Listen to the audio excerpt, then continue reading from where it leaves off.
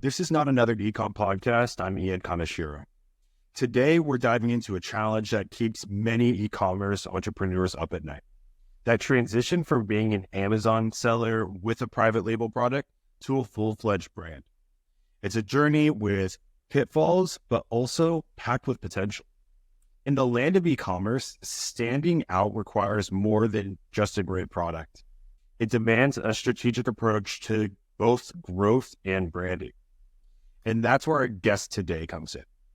Today, we're joined by Dylan Lamb, the mastermind behind Omirig, a digital marketing agency that redefines success for e-commerce and Amazon sellers. Dylan and Omirig has propelled brands from obscurity to market dominance, leveraging everything from lead gen to PPC, media buying, and email campaigns. And so their holistic approach ensures that clients don't just survive, but thrive by avoiding common pitfalls and maximizing their market potential.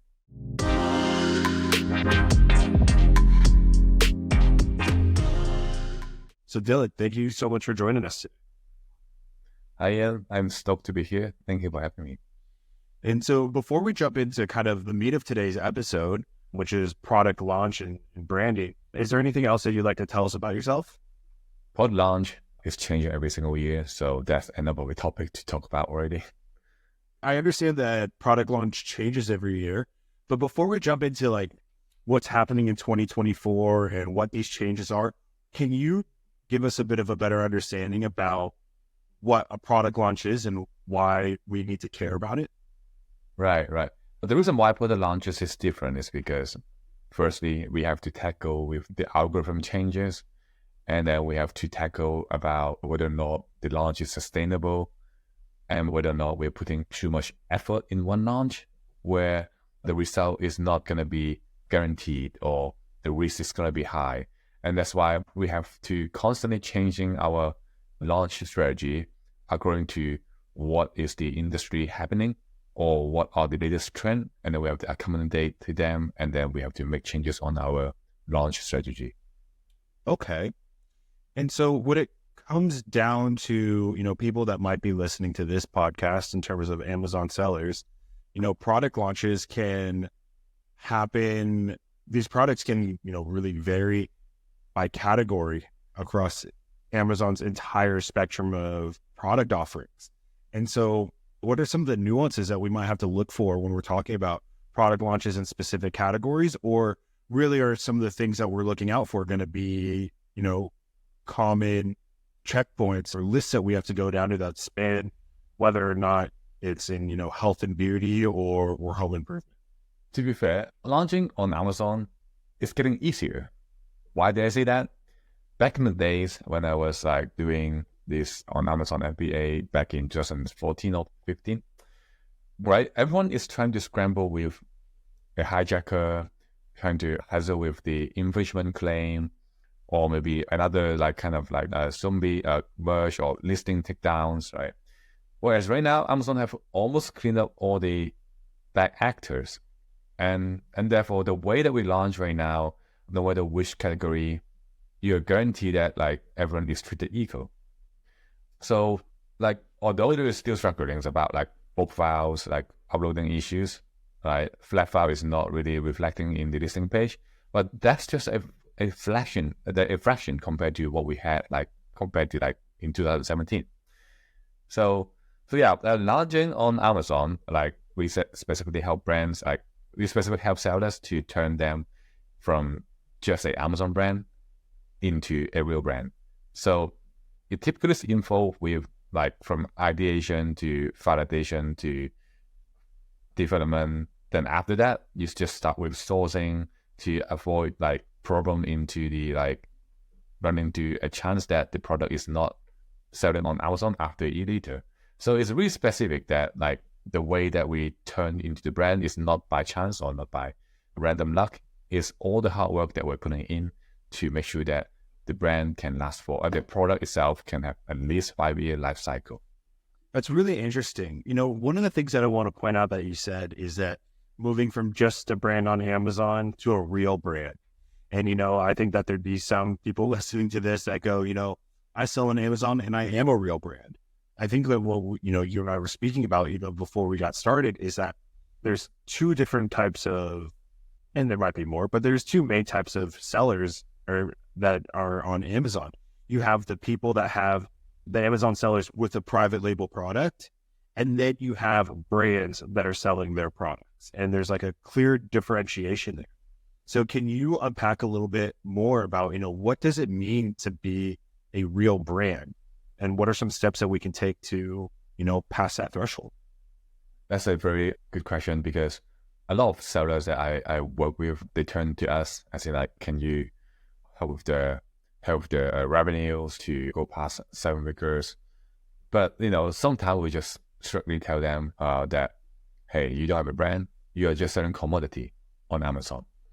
The problem here is if you're not able to have a lifetime value for your customer, or if you don't have a return purchase from your customer, or if you don't have the email list or community that you have built that can retain the customer, then you don't have a brand.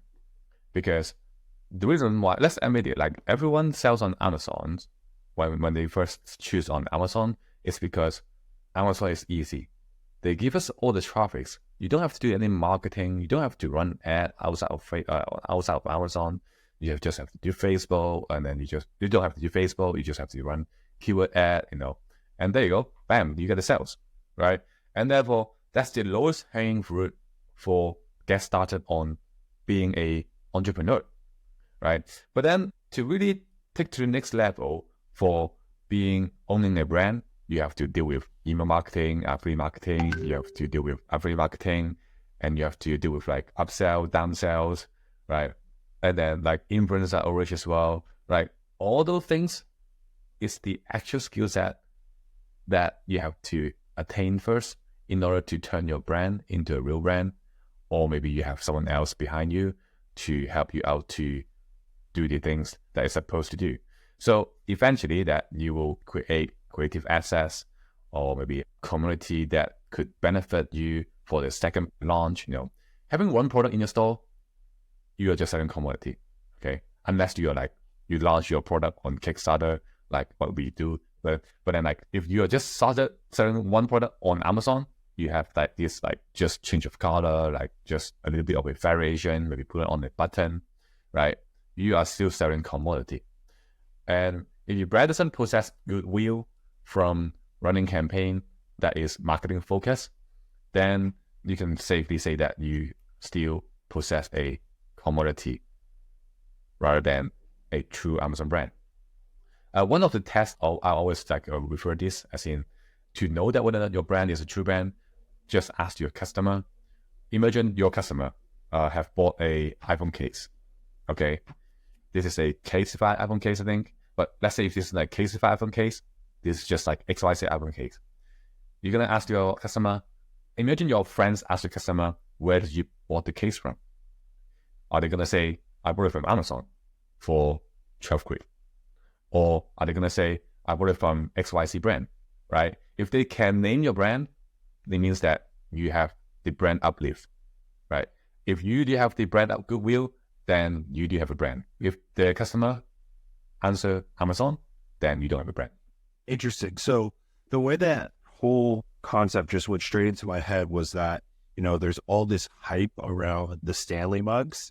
And so then there's the Stanley mugs and all these other types of similar products. And, if you go to Amazon, you can go and find all these, aluminum insulated mugs. Some of the brands you might know Yeti and Hydro Flask and all of these and Stanley. And then there's literally XYZ company on Amazon selling something. And so what you're saying is that if I have the XYZ mug, I'm going to say, if someone goes, where'd you get that mug? And I say, it works really well. I love it. I got it on Amazon versus where'd you get that mug? It's a Stanley and I got it on Amazon. It's a really clear differentiation to make. I think that one of the things, and I kind of answered my own question, like I said, like before I asked it, but maybe you can elaborate on this a little bit, is that when you're talking about brands, you're talking about building trust, and getting your name out there. Launching on Amazon is easy because Amazon does the marketing for you. And I'm thinking, yeah, well, marketing's expensive and I get to do it on Amazon for free. But then my next thought was that it's not, because I'm paying a referral fee. I'm paying 15% on every sale in order to make that sale. So what does that process look like when I'm thinking about, my cost of marketing, trying to capture sales on other platforms, whether it be, my own website or trying to capture sales on secondary marketplaces?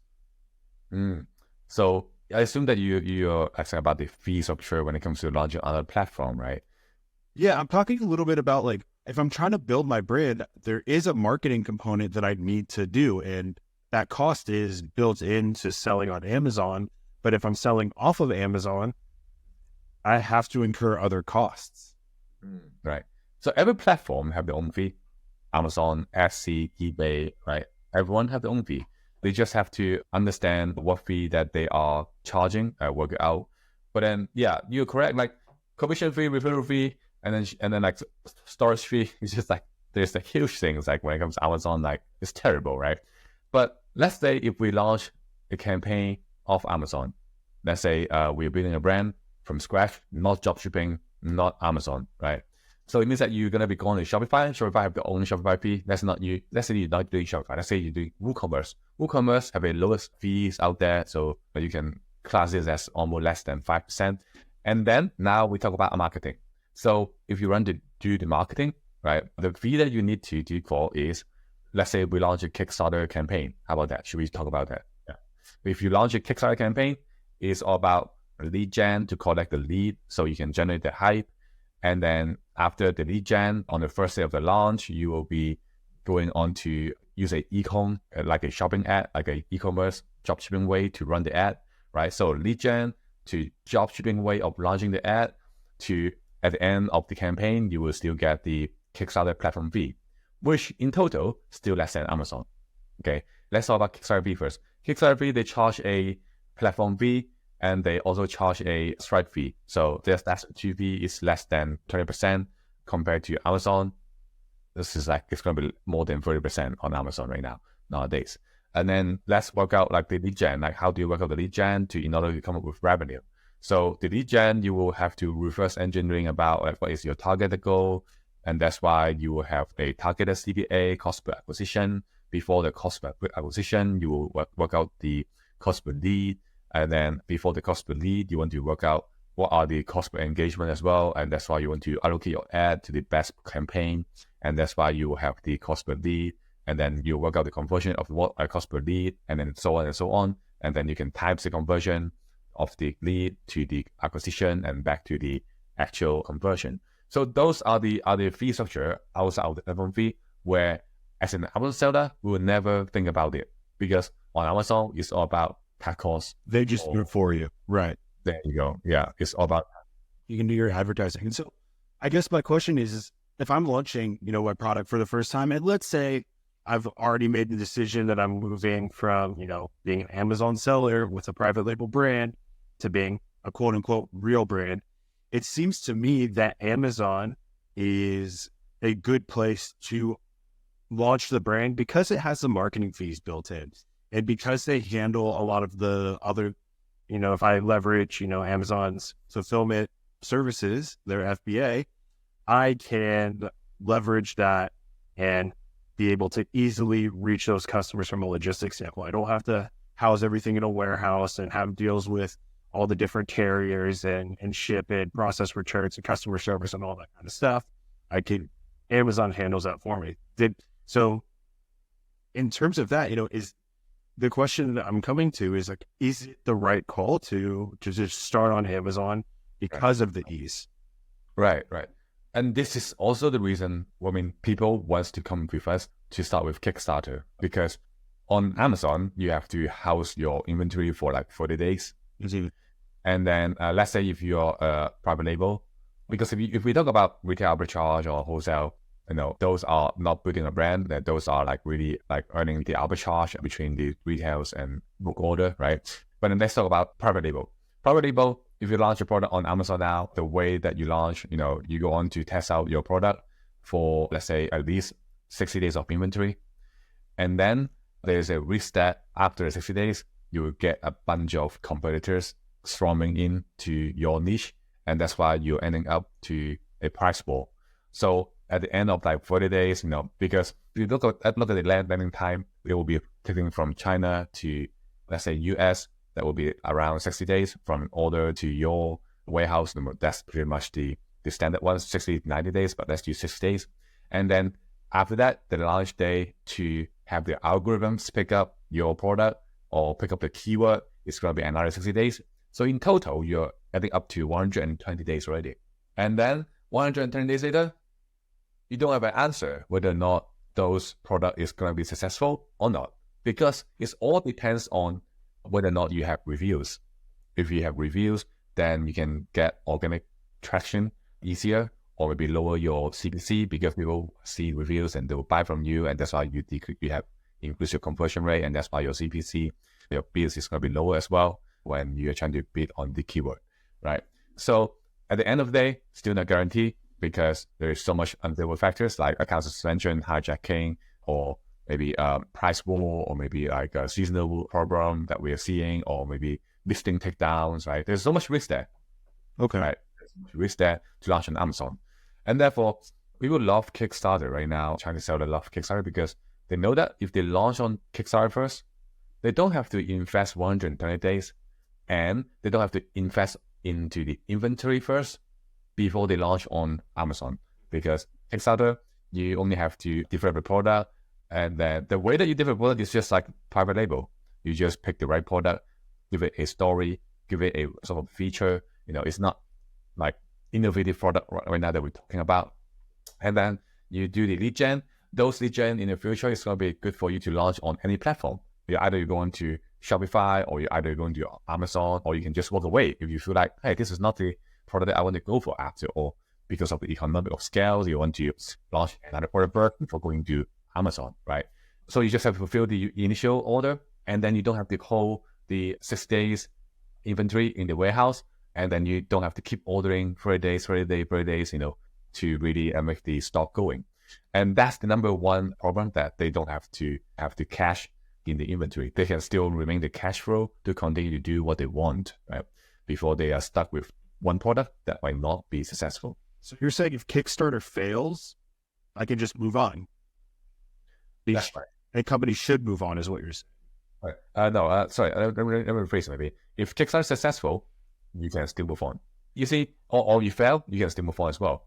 If you fail, it means that like go find another product, go do something else. Just validate another product, right? Here's the thing: Amazon doesn't allow you to test things.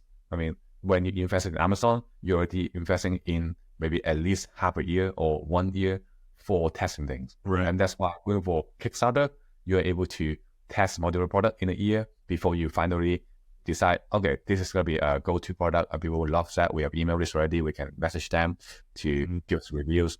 Whereas on Amazon, you just can't do that. So if the consumer isn't ready for your item, because if the consumers aren't ready for the item, then you're going to fail on Amazon. And so when you're talking, and so what we're strictly talking about here is the difference between, we're identifying as a commodity versus a value adding product, a product that is unique or provides a unique, solution. And so the beginning is like, if you're selling, when you hear this, I love it because you hear it on every podcast and every webinar and every talk I've ever been to. People love talking about garlic smashers. I'm going to move to vegetable peelers because it's really, really different.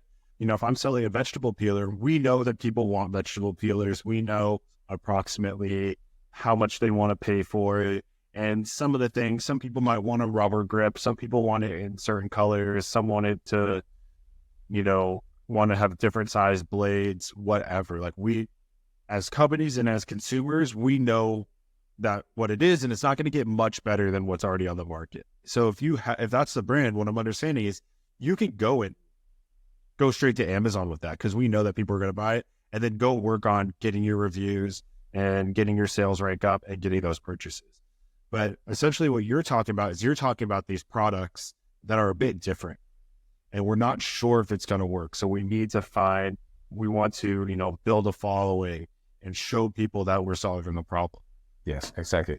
And on top that, we are building goodwill for the brand, and we are actually removing unsystematic risk as well. Like, Amazon could suspend us, like listen it down, all those sort of things.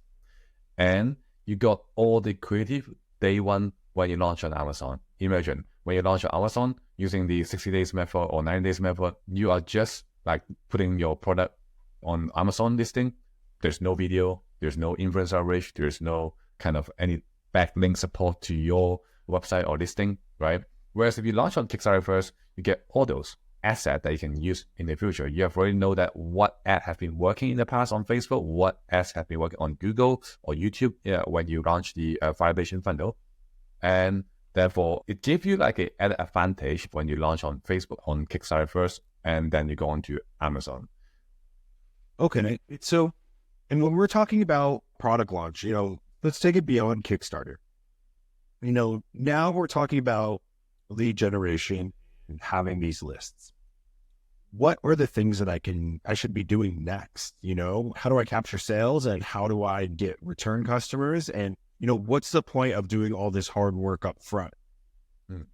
We do all the hard work up front because we want to generate the hype to see whether or not people are really interested in the product that we are selling. We could have do a reservation funnel, as in once you do lead gen, you want to further push them into a funnel where you ask them to pay maybe $1, $5 to see whether or not they gauge interest, to gauge whether or not they're really going to be buying in the future. So ask them to put a deposit and then build a community to develop the product together, give them the behind the scene things, get them to become your loyal follower. It essentially opened up to your future of the brand, because anything that you launch in the future, they know that they have been part from the start, and that's why they want to support you in the future. Whether or not you're going to be launched outside of Kickstarter or on Amazon, you can still email them with a promotional code and call to action. That will become like let's say on Amazon side view, it gave your keyword a strong boost, increase your BSL. It's like another kind of flooding deal that you're running every single time you send out an email. On top, you can still use those lead that you have lead gen, offer them incentive to reviews. Of course, you're not trying to use the incentive. What we can do is we can tell them a promotional code, or maybe give them a certain reward, or if you give us a reviews, on the next purchase, you're going to get some perks, like you get one more cable for free, etc., etc. So when we talk about incentive, there's a lot of gray area in there, but then it's more or less how we do it. Then it's going to be still within the gray area. We don't want to go on back to search and buy, or maybe give away, those kind of incentive. But there's a lot of different marketing tactics that you can have people to give you the reviews. And the thing is, if you have the lead, you don't have to send out all the email. You can just send it out to 2% each time. And therefore, algorithms is not going to pick up a search of reviews, whereas algorithms from Amazon will know that, oh, this is legit. That guy seems to have bought this product in the past already. And then you just send them the email 1 month later, they still give you the reviews because of the incentive that you are providing. So that is your leverage compared to other Amazon seller. They don't have access to the customer email, and then they constantly get checked or get suspended by Amazon if you send out PDF or some wording about reviews or website links. Just to kind of change gears, but also in the same mindset, because we're talking about trying to capture sales from people that have already bought from you. And there might be more, but in my head, I'm thinking about kind of 3 kind of categories that this kind of falls into. One is a consumable. So it could be something that's food, or, in health and beauty, like shampoo or makeup or lotions, things like that is all consumable. And if people like the brand, it's a really easy rebuy from the consumer perspective. The second thing has to do with it's also kind of a hybrid of consumables. I'll tell you that one thing that I bought recently on Amazon, definitely from a Chinese brand, is a label maker. And I realized 2 months after I went through the 1 roll of label stickers that came with the maker, that they made me track down their brand and find them again so I could buy more labels, right? And so there's this idea that it's kind of like how, they were saying like in the 90s and 2000s, they were giving away printers because Canon and Epson didn't make money on the printers themselves. They made money on the ink, right? And then the third way is kind of like complementary products, you know, products that I love, like I love outdoors gear and I love camping gear. And so, you know, you have like the tent and the sleeping bag and the sleeping pad. And these are all different kinds of companies that sell everything. And oftentimes they also work together, you know? And so a lot of times you'll go in and you'll stick with one brand because everything kind of matches, everything fits together. It's modular, it makes sense. And so when we're talking about, you know, trying to get recurring sellers, is there one strategy, you know, from your experience that works better than the others? I like the way that you use the printer kind of like analogy, because that is actually the model that like Canon has been using to really keep people to buy the inks, right? So the way that we launch a product, that as you're correct, that there's also people that is always be launching. Okay, there's brand that is always be launching product, so they can just send an email, tell them, hey, we're launching this and this is going to be this, you know, because they're serving the same niches. That's why they come back and buy from you, right? So it's either the subscription-based business, or it's either like a just like branding type, like always be launching type of business, or it's going to be like consumable business, right? So when we help seller to launch product, we always surround this circle that we always want to see whether or not we can increase the AOV and lifetime value. If we are just selling like a remote, you know, then I would say that, hey, if you send a remote, you know, the best thing you can do is just like remote casing or maybe a remote dock to just put in the things. But that is not really increasing the average order value, because they won't buy in the same time, and your remote docking is not necessary. And that's why when we first launch a product, we have to really think about what niche do you want to go to immediately, because that will determine whether or not your branding gonna be take off in the future. If you can easily come up with a product that serves the same audience, right? And that's why a remote control is just a commodity. So lately, we are helping a brand to sell tennis. So those tennis balls that we have there, we help them to turn it into subscription business. Normally, they have to buy a tubes of free every single month because the ball would just destroy. It's not as bouncy as the one before, and when people just hate it when they have this flare coming up. So we turn it into subscription business in that case. We send it to you every single month for the new balls, and then on top you get some surprise from us as well. And then slowly we turn that brand from 5 figures on just selling on Amazon into 6 figures because of this one kind of like recurring program. Wait. This is a tennis ball subscription program? That's right, yeah. That is incredible. Yeah. My dog would love that. That's incredible, but I don't play tennis very well. Yeah. Okay. So people love that because they love the size. It's cheaper than the big brand has, like other big brand out there. And then they still get the convenience of getting the balls for them. So to be fair, whatever you sell, think about the product first and think about what is the marketing behind before you take action. A lot of people just come into Amazon space, they go onto AliExpress, they saw a mic, and then they just say when they want to sell a mic, you know. But then think about what can go behind the mic in the future, and we should start from there when it comes to product research. If not, then you're just going to be ever selling this mic wherever maybe you have like 1,000 reviews or 2,000 reviews. It doesn't matter. Your mic eventually is going to be eat up the margin by other competitors. There's always new competitors to come on to eat on your margin.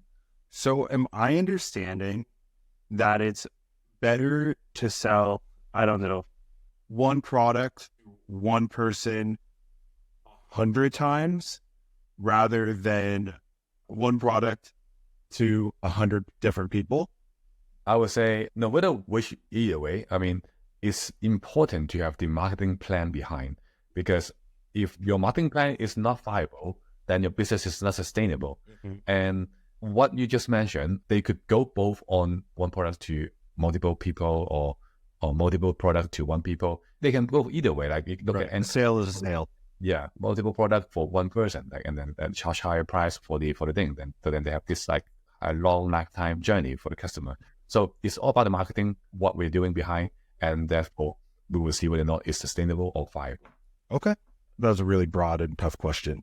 You took that well. So Dylan, as we kind of, wrap up towards the end of this episode, I just wanted to, kick it back to you and ask if you have any final thoughts or any other common pitfalls or tips and tricks that you would suggest to anyone launching a brand in 2024. Launching a brand in 2024 versus launching a commodity is so much indifferent. I mean, there's so much different in terms of like what would your future brand looks like. And that's why you want to choose the right path on where you're going to go for by really sitting down, planning your marketing, what are your strategy in the upcoming days, how many products you're going to launch for the years. Always be launching. It's like some people doing that, always be launching. But is that the best? It's all depending on your strategy for the product that you're going into as well. Okay. So feel free to come to us if you have any question. We are open to do any consultation or just ask me on LinkedIn and I will give you some idea.